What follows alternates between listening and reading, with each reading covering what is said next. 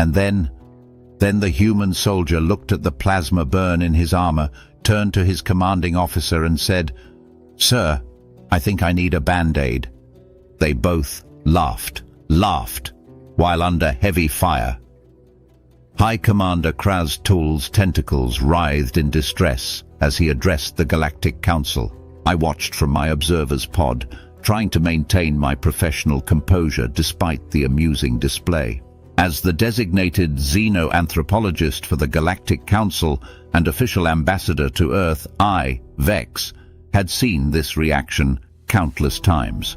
"Please, Commander," Supreme Councilor Nix-Ra's crystalline form pulsed with calming blues. "We understand your concern, but Ambassador Vex has extensively studied the humans. Perhaps some context would help."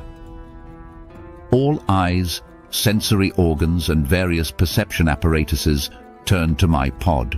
I cleared my throat sacs and began floating toward the central platform. Time to explain humanity. Again, "Esteemed council members," I started, my translator working overtime to convey the appropriate gravitas. "I remember my first contact with humans vividly. We thought we had made a horrible mistake in our initial scans. Surely no sapient species could evolve on a Class 12 death world. But there they were, building cities in active volcanic regions, surfing, deliberately riding, liquid dihydrogen monoxide waves, and keeping apex predators as pets." A collective shudder ran through the assembly. Good. I had their attention. But that's nothing compared to how they approach warfare. The Nix-Ra thought they had an easy conquest on their hands. "Humans are afraid of war," they said. "Look how they write about its horrors, how they build monuments to their dead, how they teach peace to their young." I paused for effect. The Nix-Ra lasted exactly 6 Earth-standard days. The council chambers erupted in murmurs. The Nix-Ra were, or had been, one of the most militaristic species in the known galaxy. Their extinction was still a sore point for many. "The humans didn't just defeat them," I continued. "They did it while maintaining what they call high morale. Do you know how they achieve this? They make jokes. In the middle of battle, they create what they call memes about their victories. They turn their most horrific experiences into something they call dark comedy." Professor Rin-Six, our leading xenopsychologist, floated forward. "If I may, Ambassador, our research team has spent the last solar cycle studying human entertainment media. Their young engage in simulated warfare through video games. They create dramatic reconstructions of their conflicts called movies, where they mix violence with something called one-liners. It's disturbing." I nodded my upper appendage in agreement. "Indeed, but it gets more interesting. The Kx'thri attempted an invasion 3 cycles ago. They targeted a small human colony, believing it would be an easy victory. Would you like to know what happened?" The Supreme Councilor's crystals shifted to a curious yellow. "Please proceed." The colonists, mostly farmers and miners, held off the initial assault for 3 days. But here's the fascinating part. We intercepted their communications. They were trading jokes about their situation. One human, after losing an arm to plasma fire, told their medic, "Don't worry, I'm all right now." It was a play on words, you see, because right also means the opposite of left in their language. My attempt at human humor fell flat. Tough crowd. When their reinforcements arrived, they didn't just repel the Kx'thri. They launched a counter-offensive. Their marines breached the Kx'thri ships while broadcasting something called Fortunate Son and Welcome to the Jungle over all frequencies. They were singing along as they fought. High Commander Kraz-Tull's tentacles had gone completely pale. But that's insane! War is serious. War is terrible. How can they laugh in the face of death? That's exactly what makes them so formidable, I explained. Humans have developed psychological adaptations to handle extreme stress. They use humor as a coping mechanism. When faced with horror, they joke. When confronted with death, They laugh. It's not that they don't take war seriously. They take it so seriously that they've developed complex cultural mechanisms to handle its psychological impact.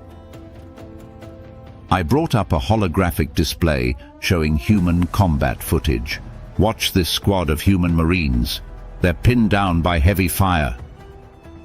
The footage showed humans in combat armor, explosions all around them. One shouted, "Hey, Cox! I guess this is what they mean by a warm welcome." Another responded, "Nah, Williams, they're just really bad at hospitality." Both laughed before launching a coordinated assault that overwhelmed their attackers. "We recently interviewed a captured human soldier," Professor Rin-Six added. When asked why they joke during battle, they said, and I quote, "If you don't laugh, you'll cry, and crying makes it hard to aim." Then they laughed. Again. The Supreme Councilor's crystalline form shifted through several colors before settling on a deep purple of decision. "Ambassador Vex, what is your recommendation?" I straightened my posture tendrils. Humanity should be reclassified as a protected species, Class Alpha. Not for their protection, for ours. They don't want war, but they're not afraid of it. They've turned the horror of combat into an art form. They've weaponized their own psychological defense mechanisms, and most importantly, they're still exploring new ways to make warfare more entertaining. "Surely you're exaggerating," a council member scoffed. "No species can be this paradoxical about combat." I clicked my mandibles in amusement. During the peace treaty signing with the surviving Kx'thri leadership, a human general walked up to their supreme commander and said, "No hard feelings. We should do this again sometime." Then they winked. The Kx'thri supreme commander fainted. The council chambers fell silent. Finally, the Supreme Councilor spoke. "Motion to reclassify humanity as suggested. All in favor." The vote was unanimous. As I floated back to my pod, I reflected on humanity's unique approach to warfare. They don't laugh because they're not taking it seriously. They laugh because they understand its horror better than anyone.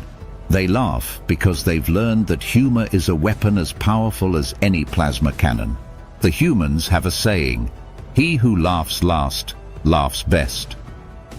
The galaxy is just beginning to understand that when humans laugh in battle, it's not a sign of disrespect, it's a warning. Because a laughing human isn't afraid of war. A laughing human has already accepted their fate and chosen to mock it. And that, dear council members, is truly terrifying. As I finished my report, I received a transmission from Earth. A human child had apparently asked their parent why aliens don't visit more often. The parent's response, "Because we keep killing them with kindness, and occasionally plasma rifles." Both had laughed. I didn't tell the council about that part. Some things are just too frightening to share. My report had barely concluded when Council member Kx'thri burst into the chambers, their bioluminescent patches flashing urgent patterns. "Urgent news from the Perseus Arm, the humans, they're at it again!" A collective groan echoed through the chamber. Supreme Councilor Nix-Ra's crystalline form flickered with exhausted resignation. What have they done now?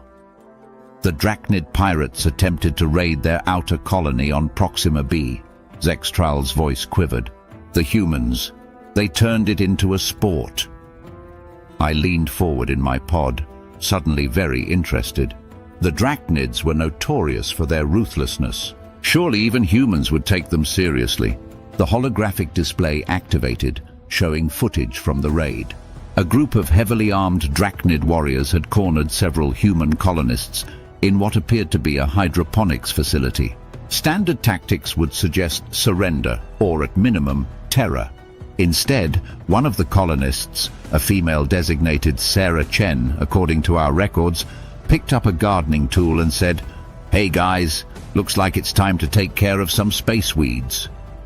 Her fellow colonists actually groaned at the wordplay before grabbing their own improvised weapons. Please tell me they didn't. High Commander Kraz-Tull's tentacles were practically tying themselves in knots. "They did," Kx'thri confirmed.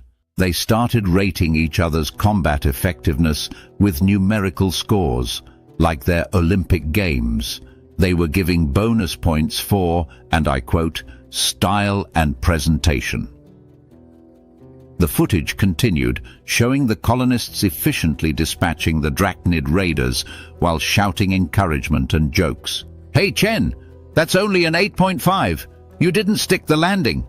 "Oh, come on, Rodriguez. That spin kick was at least a 9.2. Professor Rin-Six's research team was frantically taking notes. Fascinating. They've gamified combat to reduce stress and increase group cohesion. But surely, this was just the civilians.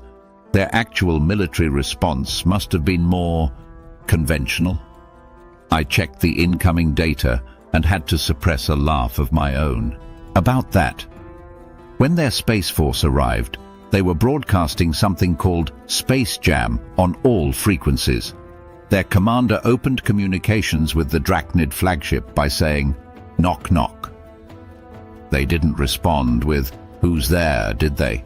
Supreme Councilor Nix-Ra asked hopefully. No, they opened fire instead, to which the human commander sighed and said, "Some people just can't take a joke." Then they proceeded to demonstrate why humans coined the phrase, "superior firepower is the best punchline." The footage showed human warships executing maneuvers that seemed to defy both physics and sanity. Their crews were laughing, singing, and placing bets on which weapon system would cause the most damage. One ship captain was apparently running a contest for the best one-liner during the battle. The winning phrase for the Council's records, I added, was, "Looks like these pirates needed a space education." In pain. The crew voted it so bad it's good. High Commander Kraz-Tull had to be revived by medical staff after fainting.